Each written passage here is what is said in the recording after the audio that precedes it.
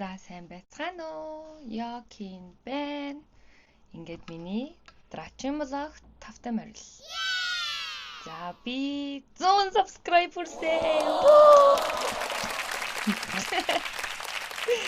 Зүг. Гэтэ би чинээсээ баярлсан шүү 100 хүрээд. Тийм ээ би 100 sub хүрч чадлаа. Yes. Ягаад гэвэл 0-оос нь эхэлсэн цоош нь YouTube учраас 100 sub гэдэг бол надад бол гайхамшигтай. Бүл бүтэн 100 хуудаж байна. Энд чи их юм баггүй юу? Тийм болохоор 100 sub хүрснийх одоо хэд дэх бичлэг юм бэ? 13 дахь бичлэгээ оролцгаая. Ямар блог орох вэ гэхээр би Чойронгогийн нийтлэлүүдээс уншия гэж батсан. 40,000 лайк авсан. Нэг нийтлэлийг та бүхэндээ уншиж хүргье. Шууд орцгоох уу? За. Шууд нийтлэл рүүгээ орлоо штэ. Тэр их царайлаг охин байсан гэсэн. Царай төрхөөрөө нутагтаа шагшигдсан. Урт үстэй тэрийгэ 2 хуваагаад сүлжчихдэг. Аав түүнд анхны харцаар л дурлсан гэсэн. Аавч нутагтаа сайхан залуу байсан юм шиг байна лээ. Том ах нарынхаа гой моринуудыг гуйж унаад ээж рүү давхидаг байсан гэсэн. Шөнө болохоор гэрээс нь нэлээн зайтай морио уйчгаад симээрхэн ээжийн байдаг илүү гэрлөө алхаж очоод хаалгыг нь тогшдог. Хөдөөгийн залуус голцоо морьтой болцоцгоо дунд сургуулаа төгсөөд л тэр хоёр мал дээр гарцгаасан. 20 наснда сууцгаагаад 5 жилийн дараа аавын 25-ны жил дээр ихч маань дараа жил нь би хорвоод мэндэллээ. Намайг 3 хүрдэг жил бид зуднаар хамаг малаа алдснаас болоод амьдрах ямар ч аргагүй болж хотод ирцгээсэн. Хөдөө хамаг юм хийгээд сурчсан хүмүүс хотын амьдрал шал өөр. Ажил төрөл олдгоос ахуулаад амьдрал нь тис өөр болчихсон. Аав маань өргөмөл аавыг өргөж авсан ахын хамаатны хашаанд буусан юм. Тэр айл зах дээр 8 хийдэг. Тэр шугамаар нь аав зах дээр тэрэг төрдөг байж байгаад яваандаа хүзүүнээсээ цаасан хайрцаг уйчгаад жижиглэнгээр 8 хийдэг боллоо. Шүгэлтэй модон чихэр хятадын чавга Каспарны зурагтай Сирок гэдэл 9 бусан юм зарна. Аавыг ажилласаа ирэхийг ихч хоёр тесэн ядан хүлээн. Гой чихэрнүүд авчирдаг болохоор нь. Тэр шүгэлтэй модон чихэр Каспартай Сирокийг нь л идэж өссөндөө бит хоёр. Сүүлдээ аав таньдаг ахтайгаа хамт жолооны курс суугаад тэрнээс хойш дандаа машин тэрэгтэй холбоотой ажил хийдэг болсон юм. Хотод автобус баазад ажиллаж байгаад нэг инженер ахыгаа дагаад уурхайд том тэрэг барьж эхэллээ. Их л зориг гаргаж явсан байх. 2 хүүхэд ихнэрээ үлдээчгээд олон хоногоор чойрт ажил хийх. Тэр хойгуур ээж ихч бит хоёрыг чадах чинээгээрээ л өсгөөд явж байлаа. Их сайн сандаг юм. Ээж ажилд ороод удалгүй 1 сар болоод ч юм уу гарчихдаг. Тэгээд дандаа гэрийнхэн ойролцоох газруудаар ажил хайна. Дээд боловсралгүй болохоор олдсон хар бор ажлуудыг бүгдийг хийнэ. Цайны газар угаагч, цэвэрлэгч гээд огт ажил хийхгүй бай гэхээр аав удаж ирдэг болохоор гэрт хэрэглээний мөнгө хэрэг болно. Бит хоёр жаахан байсан болохоор доктортой ажиллаж чадахгүй байсан юм шиг санагддаг. Аав чойрт уурхайд ажилд ороод жил гарan болчихсон байлаа. Би 8-тай, ихч 9-тэй л байсан. Нэг өдөр ихч бит хоёр гэртээ хичээлээ хийгээд сууж байтал гаднаас ээж дүүтэйгээ ороод ирлээ. Явж аавтай нуулзъя гэв. Бит хоёр бөөн баяр олон сар аавыгаа хараагүй хүүхдүүд. Намрын сүүл сар өвөл болох гээд сэрүү орчихсон болохоор бит хоёрыг дулаан хуцална. Вагоноос буугаад цаашаага машин хөлслөөд яваад л байсан. Манай аав ийм л хол газар ажилдаг юм байх та гэж би дотроо бодно. Аав гарч ирээд барьж авч үнсээд бит хоёрыг хөтлөө дотгош нь орууллаа. Бит хоёр аавынхаа өрөөнд ороод ирчихсэн бөөн баяр. 2 давхар ортой. Аав нь 2 давхарт унтдаг гэдэл аав өрөөгөө сонирхуулж байгаад яг цонхоор хартал бит хоёрыг авч ирсэн машин шууд яваад өгсөн. Ээж буухгүй явчихлаа гэж бит хоёр хэлсэн чинь аав юу ч дуугардгүй. Тэгэхээр нь бит хоёр ээж орхиод явчихлаа. Ээжийг авчир гэд баахан уйлсан. Аав зайлвал бит хоёрыг аргадах гээ цовин барьж гүйж ирээд л тэр цовинг ёстой мартдаггүй юм. Манай аав ногоо иддэггүй байхгүй юу? Тэгсэн ажлынх нь газрын тоогооч ганцхан манай аав зориулж ногоогүй хоол хийж өгдөг гэд тэрийгэ хөөхөн хилж өгөөд л дан махтай гурилтай цовин бариад ирчихсэн. Бит хоёр шүнжэнгөө ааваас ээжийг нэхэж уйлсан да. Маргааш өглөө болоод аав шууд ажлаасаа гарчихсан. Яагаад ингэж тарьчих байсан юм бол ээж төрүүлээ явчихж байгаа юм бэ? Өчигдөр яагаад ээжтэй хамт яваагүй юм бэ гэд бит хоёр асууна. Бид гурав гэртээ ирлээ. Ээж өөрийн гих бүх юм аваад явчихсан байсан. Ээжийн гих юу ч байхгүй. 2-3 өдөр галлаагүй гэр цэв хүйтэн. Хүүт агаад хөндөө оргино. Бит хоёр гэрээ хараад бүхнийг ойлгосон. Ээж дахиж ирэхгүй юм байна гэдгийг. Одооноос гурлаа амьдрнаа гэж хэлээд аав инээсэн. Тэрнээс хойш бид гурав хоол ундгүй хэсэг байлаа. 2 охиноо хаяад хөдөө явж болохгүй болохоор түрээсийн машин авсан. Тэр үед чинь хүнтэй гэрээ игээд өдөрт 15 мянган төгрөөс төлөөд машиныг нь ундаг байсан юм. Өдөр болгон төлсөөр агаад 2 жилийн дараа машин нь өөрийнх нь болдог. Аав нэг ахаас Элентра гэдэг машин аваад хотод таксинд явдаг боллоо. Оройдоо бит хоёрыг үлдээж болохгүй болохоор 2 жижигхэн юмыг уртаа суулгаад бүсийг нь бүсэлчгэн гуруулаа оройжин таксинд явна. Бит хоёр аав тань болсон ч юм байхгүй 10 гээд л унтаад өгнө. Шөнө 3-4 хүртэл таксинд явна. Гадуур хүн муу байвал өдрийн түрээсийнхээ мөнгийг л өгөө таарна. Тийм үедээ бид гурав дулаахан хөнжилдөө ороод тэврэлдээд л унтчихдаг. Түлээ нүүрс байхгүй үед ус буслагчиндаа хоол хийж идэнэ. Тэр үеийн ус буслагч дотроо мушгаа төмөртэй, тэр төмөрнийх нь голоор будаа орчгон. Ус буслагчин дотор амьдрал явдаг байлаа. Аавын машин заримдаа эвдэрчгэн. Эвдэрсэн үед нь бид гурав огтоос юу ч хонно. Сайхан өлсөн чигээрээ тэврэлдэж унтаад өглөөн нь аав эрт босоод энэ тэндээс мөнгө гуйж аваад машинаа засуулна. Тэгээд л халтуурандаа дахиад гарна. Бид гурав газраар орж засч унтдаг. Аав хамгийн захт нь би дунд нь гэдэл зэрэгцээд унтдаг байсан. Шөнө бит хоёрыг унтчихсан гэж бодоод цаашаа хараад аавыгаа мэгштлээ уйлж хонсон шөнүүдийг би сандаг. Амьдралд шантраад л уйлдаг байсан байх. Би сонссон ч сонсоогүй юм шиг хөдлөхгүй хэвтэнэ. Хэрв ааваа та уйлаад байгаа юм уу гэд асуучихвал энэ хүн улам шантрах байх. 2 охиндоо нулимсаа харуулчихвал өөртөө итгэх итгэл бардам сэтгэл нь алга болчих байх гэж бодоод гүрийгээд хажууд нь унтсан дүр исэн хэвтэнэ. Олон шөн сонссон доо. Нэг өдөр чойрт хамт ажиллаж исэн хамаатны дүү нь шинэ ажилд орсноо аавд хэллээ. Та бас энэ ажилд орчгооч болдоо хаа. Цалин нь өндөр, хүүхдүүд чинь хэрэгтэй. Таксигаар амьдралаа залгуулна гэж байхгүй. Хоёулаа хамт энэ ажилд явъя гэлээ. 24 хоног гараад 14 хоног ажилдаг ажил. Бид хоёр ч бүр томроод 14-15 та болчихсон байсан юм.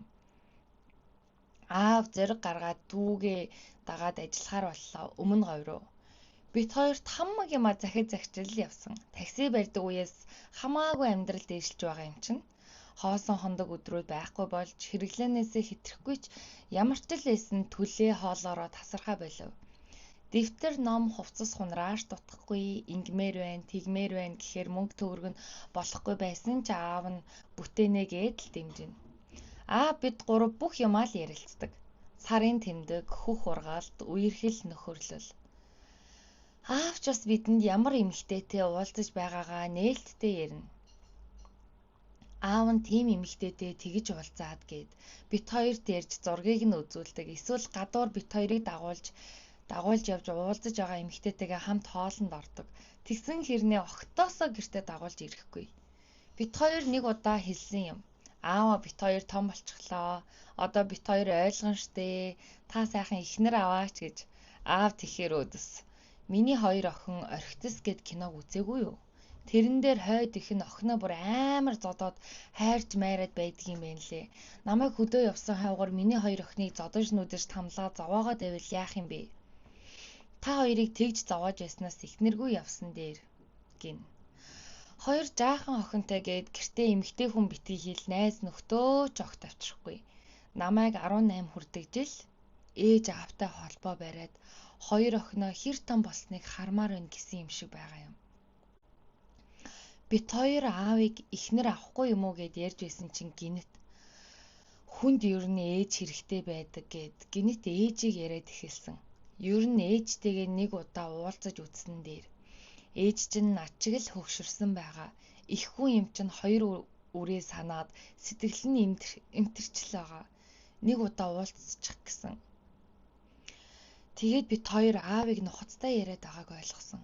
Бит хоёр болохоор уулзах нэг их дуртай биш. 8 наснаасаа хойш ээж гэдэг үгийг ашиглахаа болчихсон. Ээжийн талын хамаатнууд ч салснаасаа хойш ор сургуугийн холбоо тасарсан болохоор тэрэнд нь жаахан дургүй.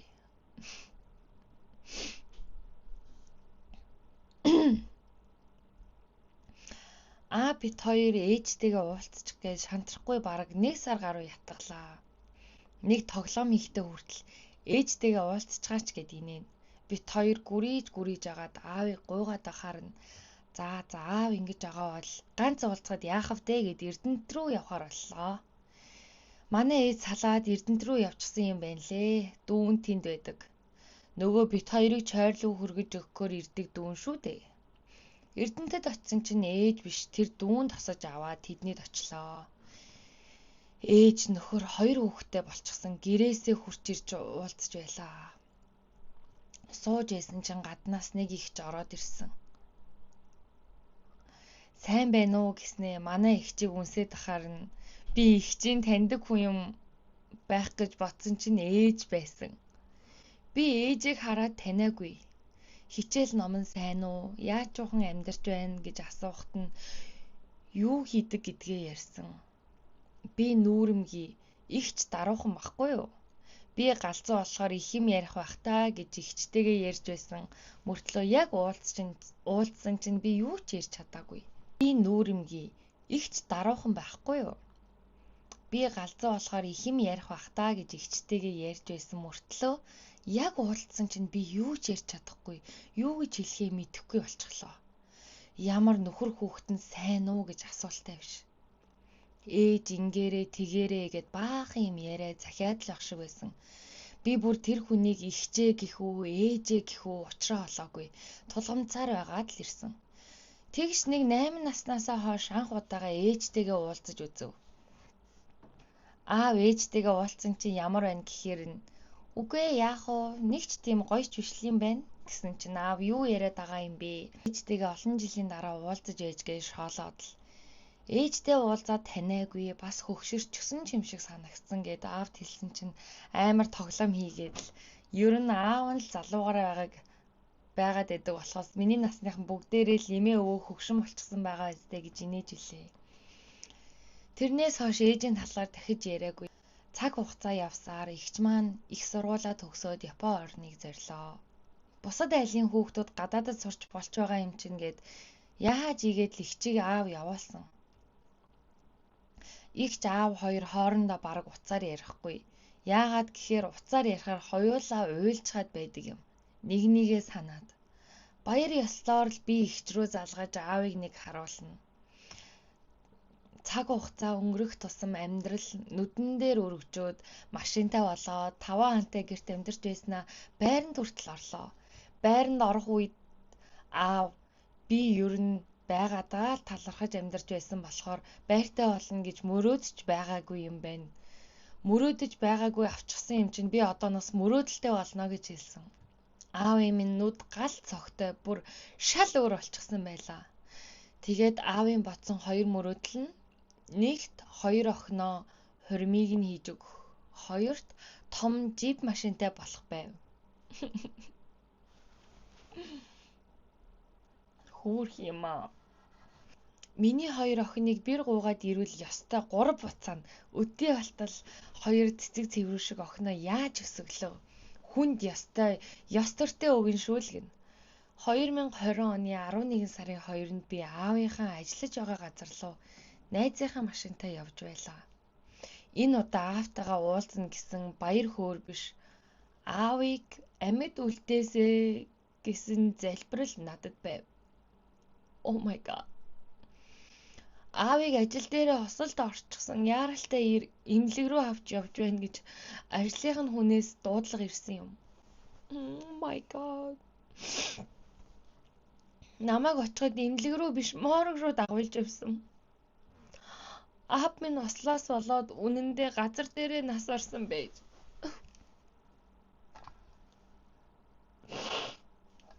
Юу вэ? Би итгээгүй. Хичнээн аавын минь цогцыг надад харуулсан ч би итгээгүй. Нэг мэдсэн би эмнэлэгт ирсэн. Манай хоёр найз миний хажуу зогсчихсон тайвшруулаад тусал залгачихсан. Энд тэндгүй хүмүүс зогсчихсон. 2 хоног шокийн байдалтай өнгөрүүлэхэд хамаатны маань ихч энд байгаа хүмүүс чамайг л харж байна. Чиний хий гэснийг хийн л гээд тэгээд оршуулга яриад эхэлсэн. Би өгсөн гэж итгэхгүй байгаа хүнийхээ оршуулгыг хийх хэрэгтэй болсон юм. Игчийн яг төрсөн өдрөөр энэ бүхэн болоод би игчтэй төрсөн өдрийн мэнд хүргэж чадаагүй. Игч тэгсэн мессенжерт ганц игчтэй мэнд хүргэсэнгүүгээд баахан юм биччихсэн. Яаж бичих юм бэ?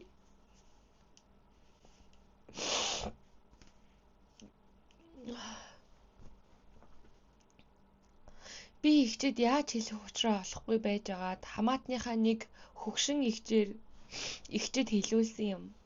Тэр игч дараа надад та 3 ястай 3 биенийгээ л гэсэн тэнэг хүмүүс шүү гэж хэлсэн. Игч өөдөөс нь намайг яаж байна гэж л баахан асуусан юм шиг байгаа юм. Бид 3 ч нь би биенийгээ гэсэн шатар 3 цэрэг байсан юм шүү дээ. Аавыг өнгөрсний дараа би хууль ёсны төлөөлөгч нь болсон. Бүх банк хадгаламжийг нь хаагаад хууль ёсны хүнд нь хадгаламжийг нь шилжүүлдэг юм байна л да. Би аавыг юусоо хадгаламжтай гэж бодоогүй. Ааваас заримдаа мөнгө асуухаар байхгүй энэ сар наатаараа болго гэд халгаадаггүй байсан юм. Тэгсэн би 3 хадгаламж хаалах болсон. Гуруулаа хугацаатай. Нэг нь зүгээр л нэргүй хугацаатай хадгаламж байсан. Бодвол гинтийн эрсдэл зориулсан байх. Нэг нь машин авна гэсэн хадгаламж байсан. Хамгийн сүүлийнх нь 2 охины хурим гэсэн хадгаламж.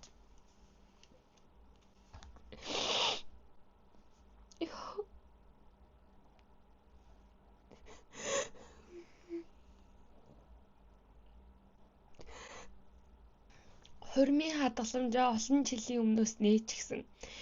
Эхэндээ баг хийдэг байсан ч сүүл рүүгээ сар болгон 800 мянгаыг хийдэг болсон хадгаламж байсан. Аав минь тийм л их алсыг харсан хүн байж. Би аавынхаа төрөвчийг огт үздэггүй байсан. Сүүл цагдаагаас би энд нь байсан юмнуудыг нь хүлээж авахд төрөвч нь байсан юм. Нээгээд үзтэл бит хоёрын цээд зураг төрөвчээр нь дүүрэн байсан. Бүр онороо. Зарим нь бүр өнгөгдөөд илэгдчихсэн. Төрөвчнийх нь бүр далдаас маарланд боогоод амар хатаад хорчижсэн юм гараад ирэхээр нь гайхаад нээгээд үзтэл бүр ихч бит хоёрын хүү байсан. Хамгийн сүүлийн өгүүлбэр нь бит хоёрыг төрүүлсэн ээжтэйгээ заавал уулзах хэрэгтэй. Хүнд ээж хэрэгтэй гэж хэлж байсан ч үнэндээ аав минь өөрөө бидний ээж байсан юм.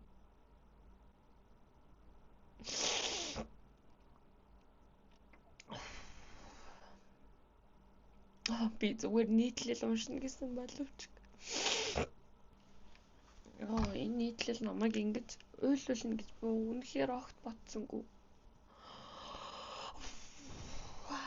Арай гэж уншиж дуусглаа.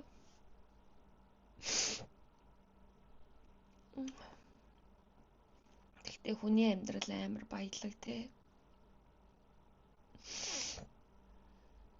Хүний амьдрал амар баялгаа. Гэтэл төрүүлж өгсөн ээжтэй заавал талархах ёстой, уулзах ёстой. Яагаад гэвэл энэ хорвоо дээр ийм сайхан бүхнийг мэдрүүлж төрсөн болохоор энэ бүхнийг мэдэрч ийм юм бичиж чадчих байгаа шүү дээ. Аавын хайр ийм агуу байдаг юм байна. За ингээд цаашаа үргэлжлүүлж уйллаа. Өнөөдрийн блогтой хамт байсан та бүхэндээ баярлалаа. Баяртай.